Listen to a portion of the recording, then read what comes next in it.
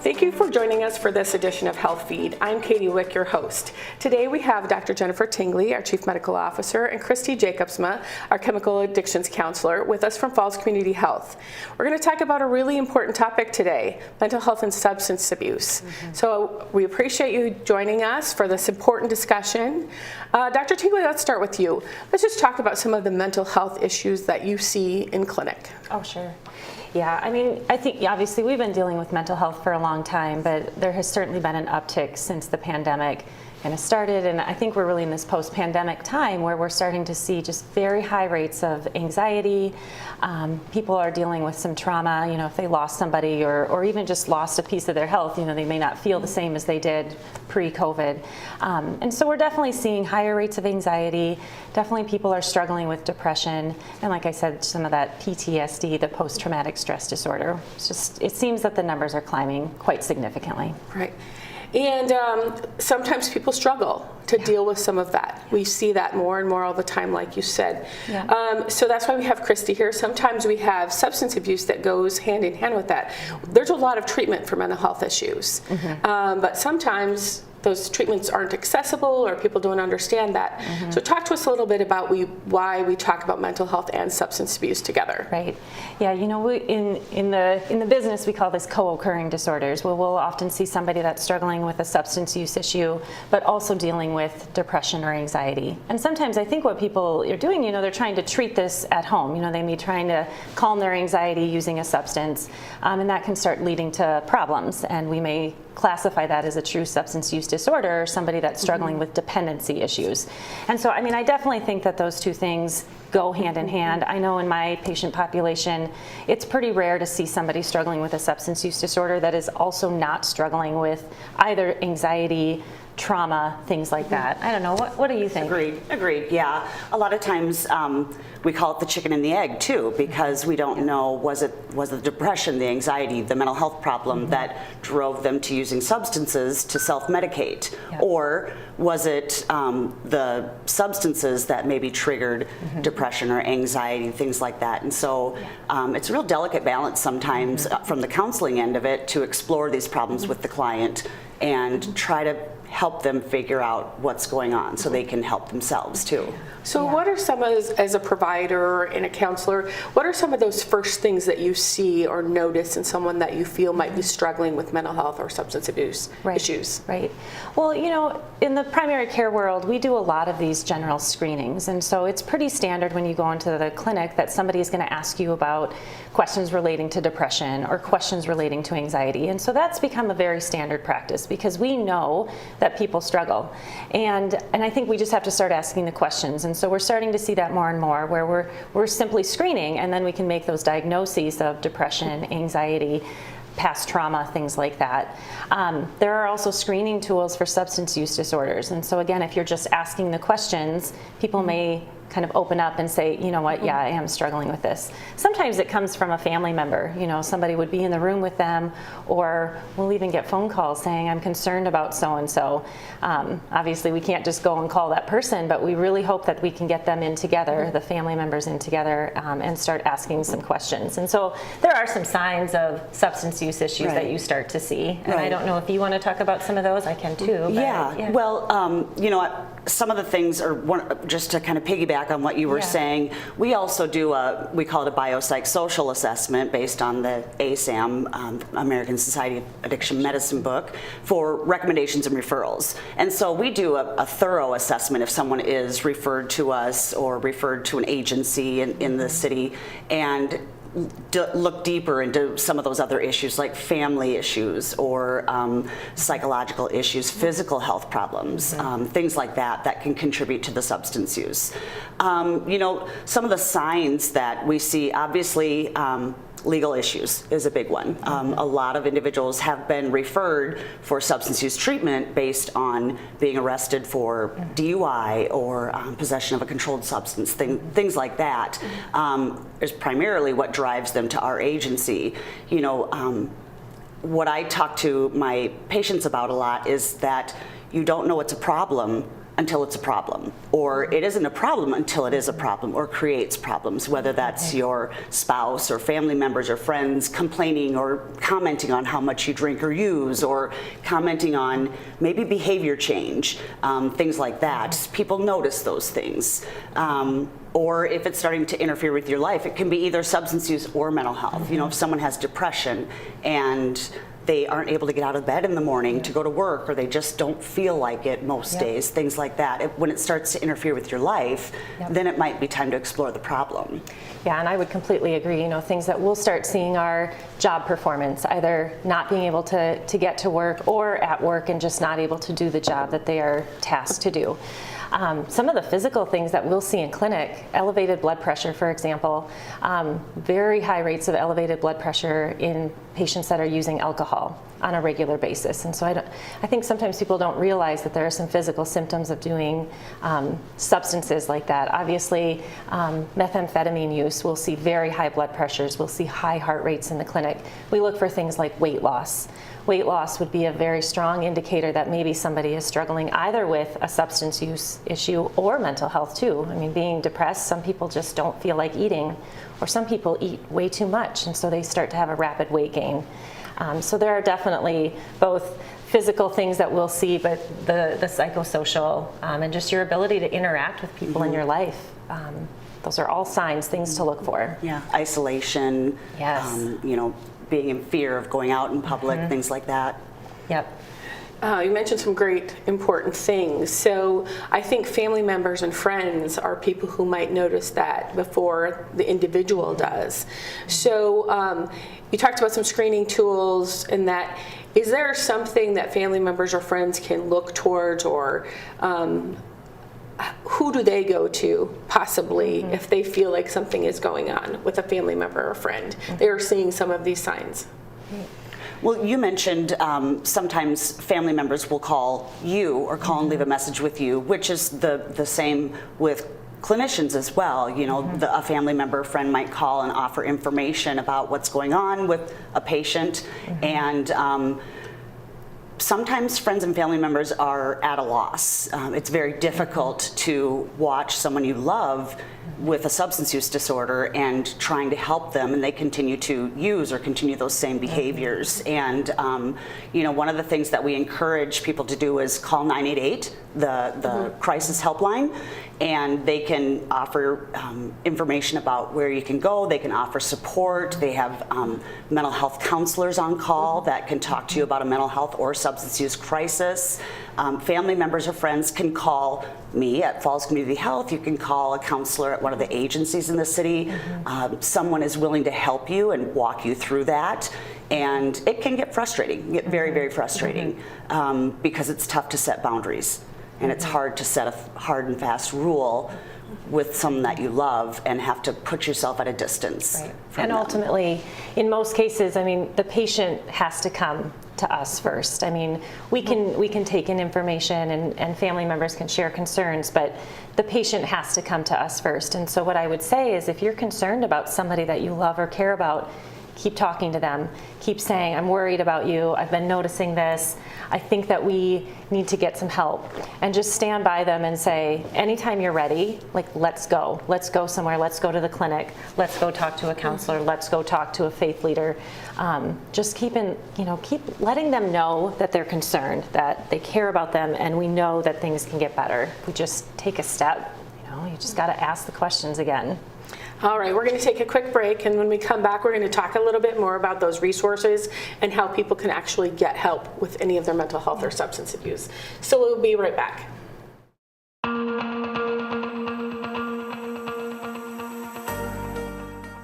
Hi, I'm Dr. Roush with Falls Community Health.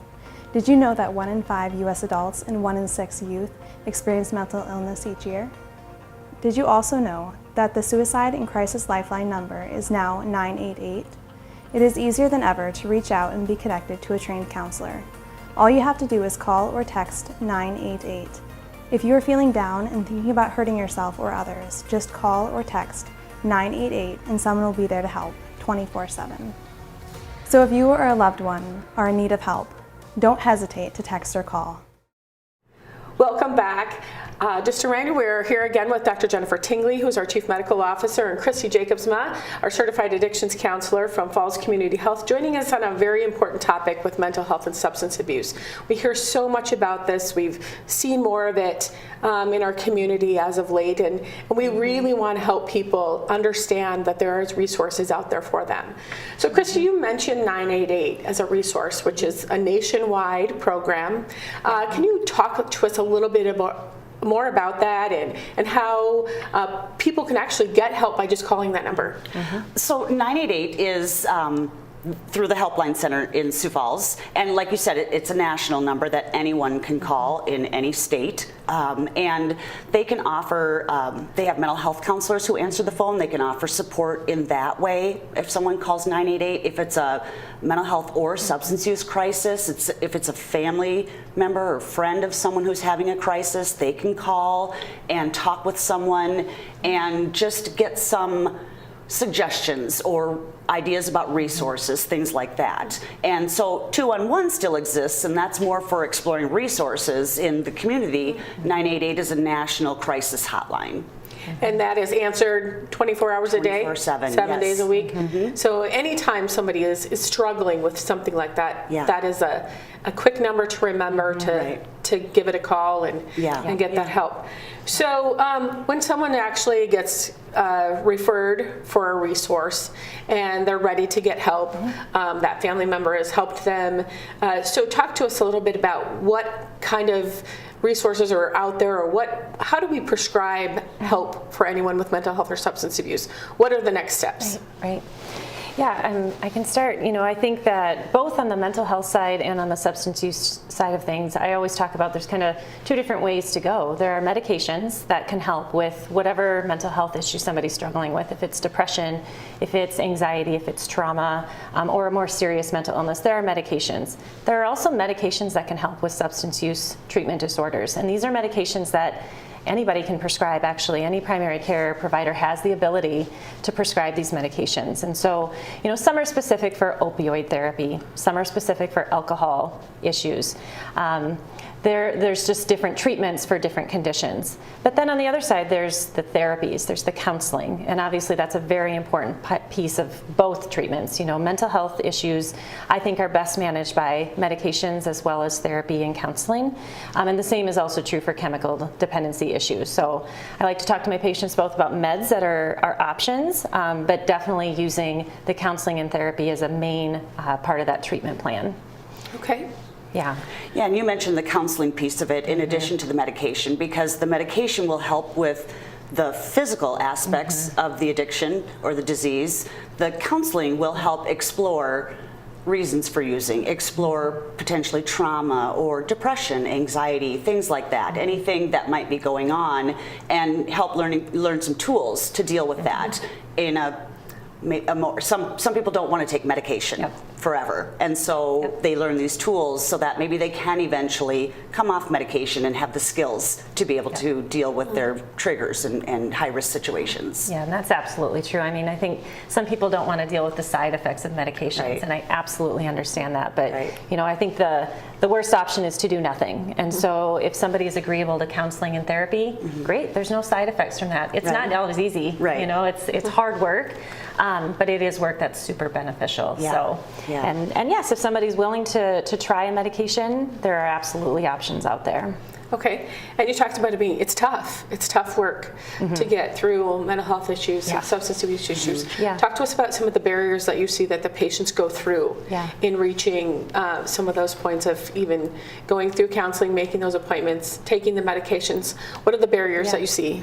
Well, the first barrier, I think, is just getting there. I think there's such strong stigma when we talk about mental health issues or substance use issues. People don't want to maybe admit that there's something wrong, and they're afraid to tell somebody, afraid that they might be judged, or afraid that there's maybe no help. But there is help. I think that's what I just want people to know. The first step is just getting there and asking for that help, because there's definitely options and ways that we can move forward.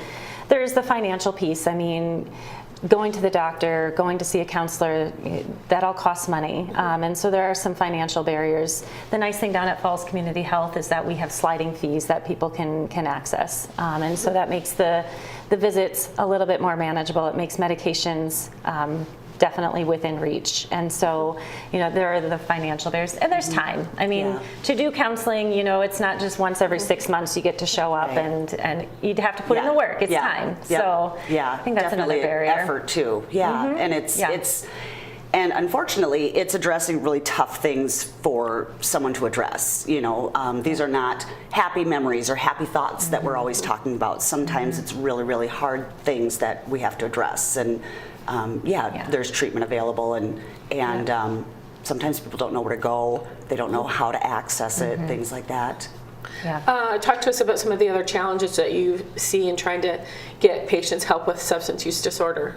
Well, definitely, I would agree that financial barrier is one of the biggest challenges.